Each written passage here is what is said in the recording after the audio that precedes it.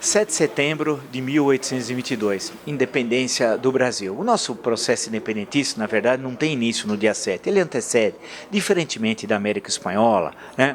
Quando a Espanha foi invadida pelas tropas napoleônicas, houve a abdicação do rei espanhol e o José Napoleão, irmão do Napoleão, foi designado rei de Espanha e tal. Aqui no caso de Portugal, o que aconteceu? A família real, diferentemente da Espanha, volto a dizer, houve uma transmigração da família real da metrópole de Portugal, portanto, para o Brasil, para a cidade do Rio de Janeiro, que se transformou durante mais de uma década na efetiva capital do Império Português. Tal.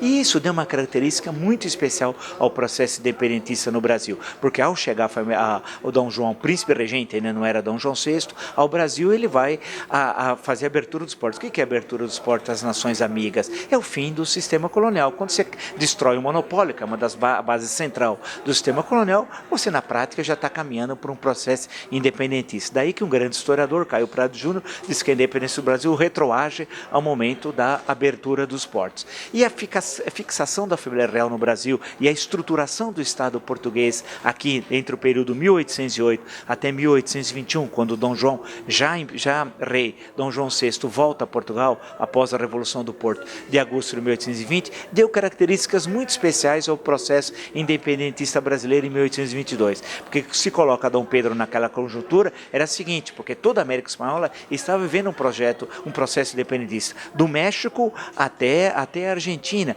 Ou faz a independência com Dom Pedro, ou a independência ocorreria de qualquer forma. E se fosse de qualquer forma, o Brasil assumiria tudo. Indicava, era um regime republicano. E tudo indicava também que o Brasil se fracionaria em vários pedaços. E por quê? A noção de que nós somos brasileiros, vivemos no mesmo país, ela se constrói efetivamente só no segundo reinado, Dom Pedro II, lá a partir de 1840. É o momento que depois vai ter as poesias fortalecendo o ideal nacional, o romance, a ópera, a pintura, grande parte desses artistas, os escritores, financiados por bolsas pessoais do imperador Dom Pedro II. Eu me refiro a Pedro Américo, a Carlos Gomes, Gonçalves Dias, entre outros tal. Portanto, a ideia de Brasil, porque quem era brasileiro até começo do século XIX é quem comerciava para o Brasil. Então essa noção que nós vemos num só país deve-se a 1822, ao processo independentista liderado por Dom Pedro I, aí sim, depois coroado como Dom Pedro I, em Portugal ele é Dom Pedro IV, né?